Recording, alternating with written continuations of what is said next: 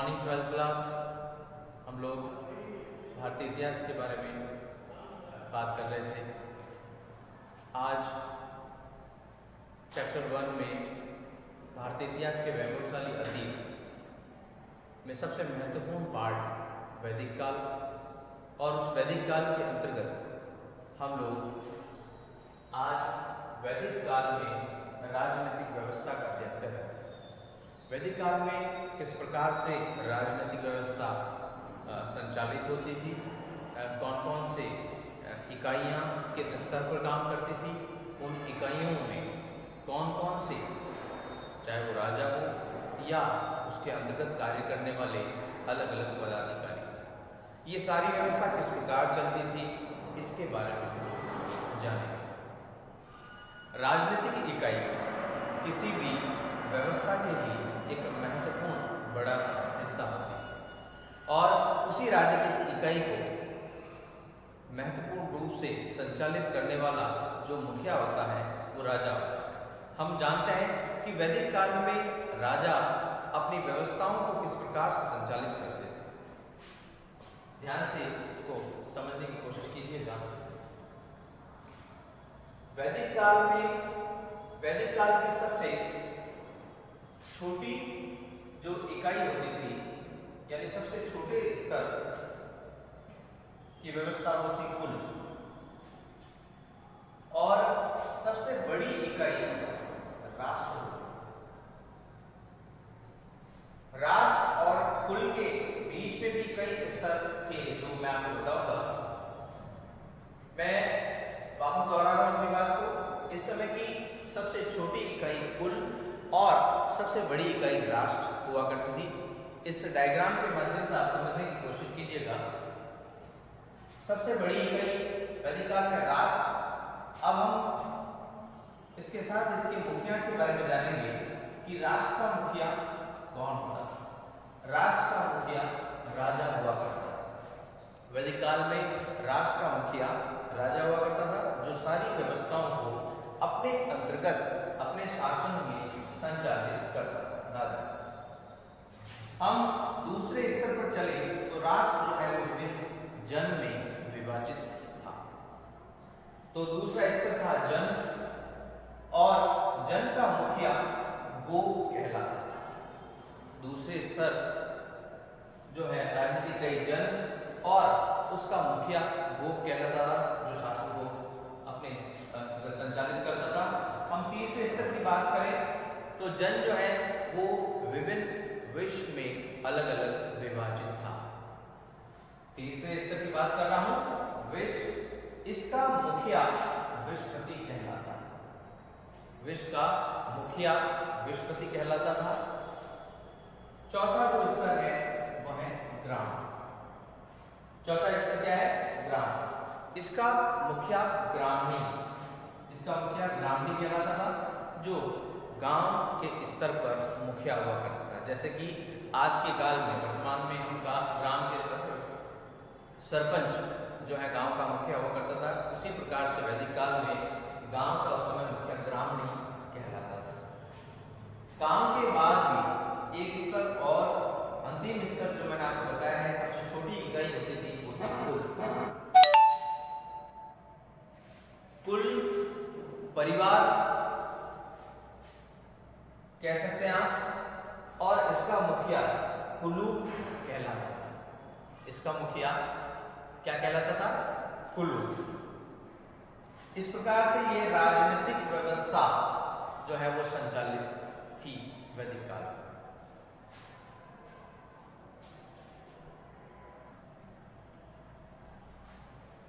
तो इस प्रकार से स्टूडेंट्स ये राजनीतिक व्यवस्था है। मैं एक बार आपको वापस समझा देता हूँ।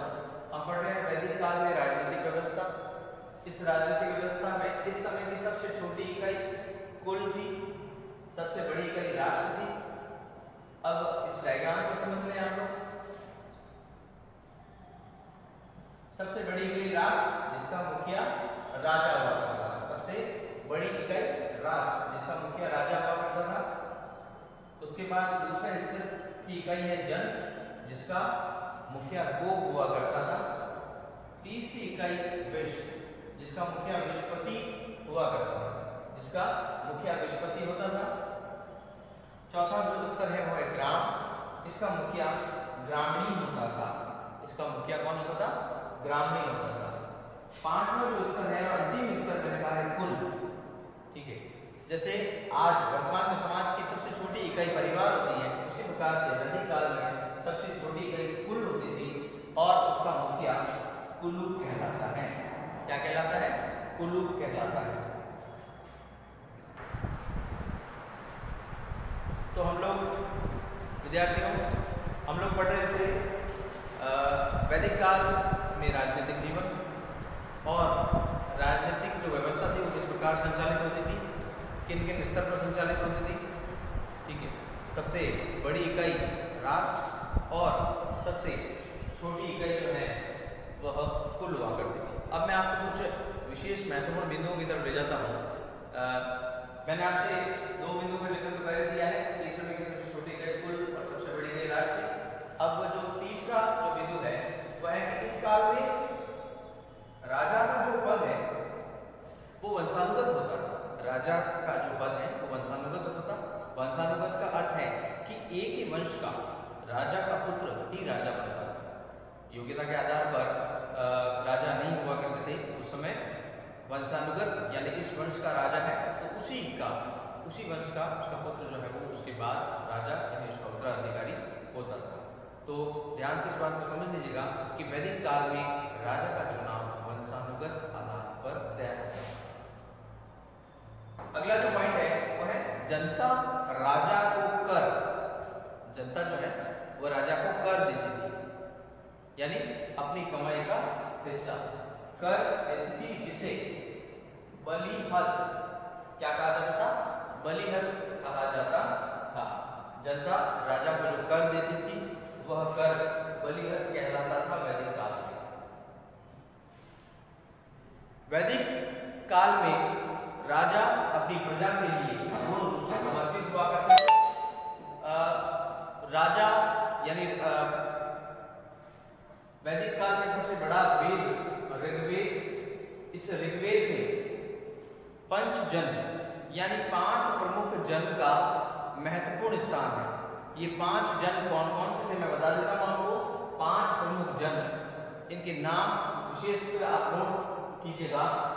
पहला जो जन है वो है अणु, दूसरा है यदु, तीसरा है तुर्वस, चौथा है कुरु और 5वां है दुहा। 5 प्रमुख जन जिसको पंचजना कहते थे। अगर आपका एग्जाम में पूछा जाए कि पंचजना क्या होता था या पंचजना क्या है तो आप ये बता सकते हैं कि ये ऋग्वेद के अंतर्गत इन 5 प्रमुख जन का उल्लेख किया गया है।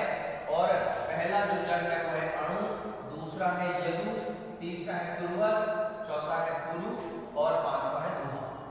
ये 5 प्रमुख जन विद्यार्थियों आपको याद रखने हैं। अब एक विशेष बात जो है वैदिक काल में मैं ऐड करना चाहूंगा, आपको बताना चाह रहा हूं कि एक बहुत बड़ा युद्ध का उल्लेख ऋग्वेद में मिलता है।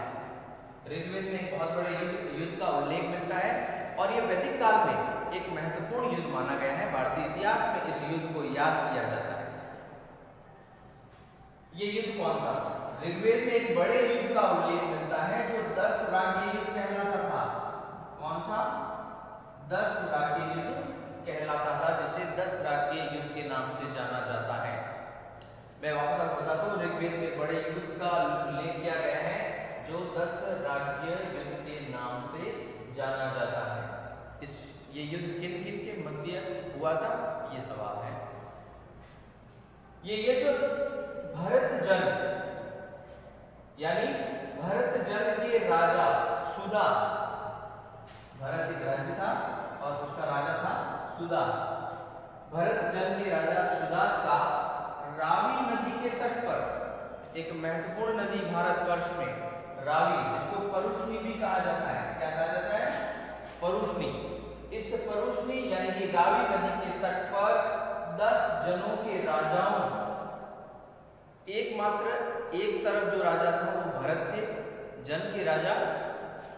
भरत जन के राजा सुदास थे और उसके विरुद्ध 10 जनों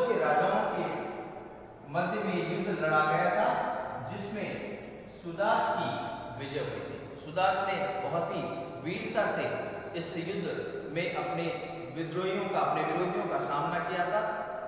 हालांकि शक्तिशाली वो 10 जन थे, लेकिन फिर भी राजा सुदास ने अपनी योग्यता से और अपने चक्र कौशल से उन्होंने इस युद्ध पर विजय हासिल की और इसमें सुदास की विजय हुई।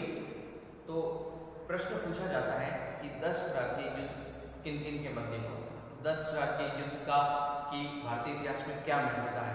तो आपको इसी तरह उत्तर देना है कि यह भरत जन के राजा सुदास के मध्य रावी नदी के तट पर हुआ था और इसमें सुदास और 10 जनों के मध्य युद्ध हुआ था। अंतिम जो विजय है वो सुदास की हुई थी। इस युद्ध का नाम था दसरा के युद्ध।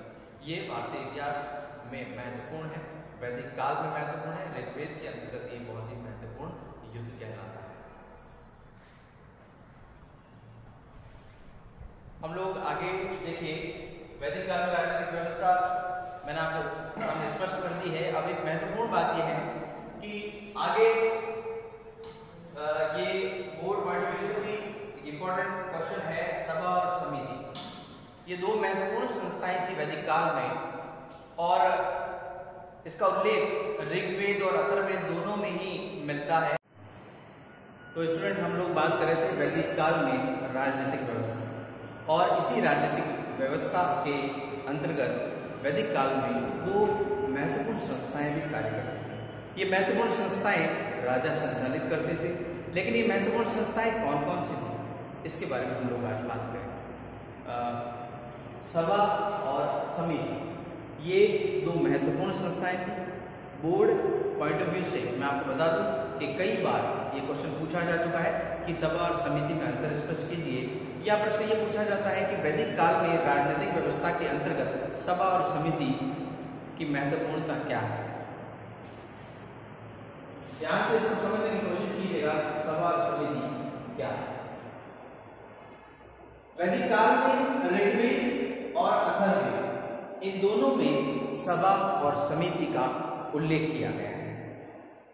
ऋग्वेद और अथर्ववेद दोनों में सभा और समिति का उल्लेख किया गया है, मिलता है। अब मैं दोनों संस्थाओं के बारे में बिंदुवार आपको समझाने की कोशिश करता हूं, आप इस चीज को समझिएगा। विद्वानों के अनुसार समिति आम जन की प्रतिनिधि सभा है। क्या है? समिति आम जनता यानी जो प्रजा है उसके लिए समिति हुआ करती थी।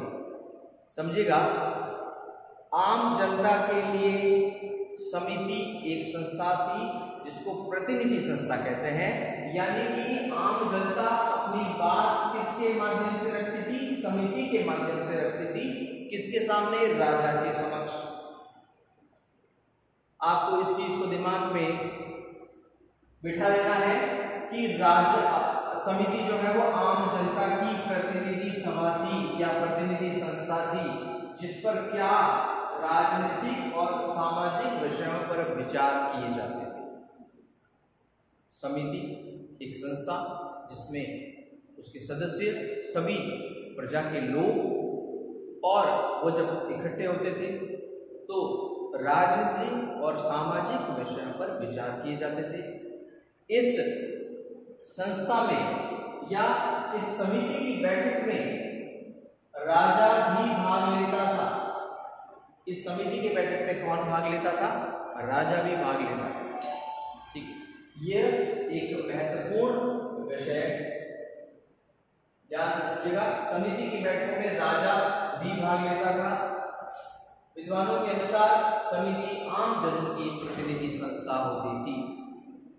समिति आम जन की प्रतिनिधि संस्था होती थी। अब अगले पॉइंट पे चलते हैं।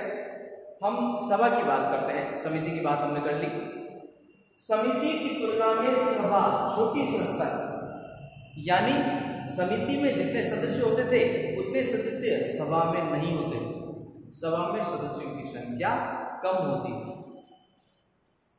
जिसमें ज्येष्ठ और विशिष्ट, ज्येष्ठ यानी प्रमुख बड़े अनुभवी, और विशिष्ट यानी बहुत कम और विशिष्ट विशेष लोग ही भाग लेते थे। सभा में ज्येष्ठ और विशिष्ट यानी बहुत कम संख्या में लोग, अनुभवी लोग ही सभा में भाग लेते थे। यानी ये समिति की तुलना में सभा क्या थी? छोटी संस्था थी। सभा अनुभवी व प्रतिष्ठित व्यक्तियों की संस्था थी। सभा जो है वह अनुभवी और प्रतिष्ठित व्यक्तियों की संस्था थी। मैं आपको और इसको डिस्क्राइब करता हूं कि राजा जो है वह सभा के अंतर्गत कुछ विशेष लोगों को, जिस प्रकार से आज आप देखिए कि कैबिनेट जो होता है, यानी कैबिनेट जो मंत्री होते हैं वह प्रधानमंत्री के या हमारे देश के जो मुखिया होते हैं उनके विशेष सलाहकार होते हैं। तो उसी प्रकार से सभा में वैदिक काल में कुछ विशेष और अनुभवी लोगों को ही इसका सदस्य बनाया जाता था और इसी को प्रतिष्ठित और अनुभवी लोग कहा जाता है। यही व्यक्ति संस्था के सदस्य हुआ करते हैं जो राजा को परामर्श देते थे। जो राजा को क्या देते थे? परामर्श देते थे, उनके सलाहकार होते थे। तो अब आप ध्यान से दोनों को समझ लीजिए, समिति और सभा। समिति जो है वो आम जनता की प्रतिनिधि संस्था थी। आम जनता राजनीतिक और सामाजिक विषय पर विचार करते थे, उसमें राजा भाग लेता था। ये ध्यान याद रखने लायक चीज है, उसमें राजा भाग लेता था। संस्था, अब समिति की तुलना में संस्था को समझने की कोशिश कीजिए। संस्था जो है इसमें सिर्फ अनुभवी और प्रतिष्ठित लोग ही शामिल होते थे। इसमें बहुत कम संख्या में लोग शामिल होते थे और ये सभा राजा को सलाह या परामर्श देने का कार्य करती थी। समिति और सभा में यह अंतर हो गया। समिति आम जनता के लिए थी, सभा विशेष लोगों के लिए थी। राजा समिति में भी भाग लेता था और सभा में भी भाग लेता था। ये एक कॉमन फैक्टर है। बाकी इसमें जो अंतर है मैंने आपको समझा दिया है। इसका उल्लेख ऋग्वेद में भी मिलता है और अथर्ववेद में भी मिलता है। तो दोनों बातों को ध्यान में रखते हुए आप सभा और समिति के इन पॉइंट्स को नोट कीजिएगा और इसके अंतर को समझने की कोशिश कीजिएगा। ये राजनीतिक विशेषताओं के अंतर्गत हमने ये बात की है और ये महत्वपूर्ण है। ऋग्वेद में कुलीन श्रेष्ठ व्यक्तियों की सभा होती थी और वह सभा के अंतर्गत ही आती थी। मतलब इस सभा में कुलीन वर्ग, सुजात वर्ग के लोग ही शामिल होते थे। समिति में आम जनता के लोग शामिल होते थे। तो इन महत्वपूर्ण बिंदुओं को नोट कीजिएगा और इनको समझने का प्रयास कीजिए। किसी भी समस्या के समाधान के लिए अपना फीडबैक आप जरूर दें। धन्यवाद। Thank you.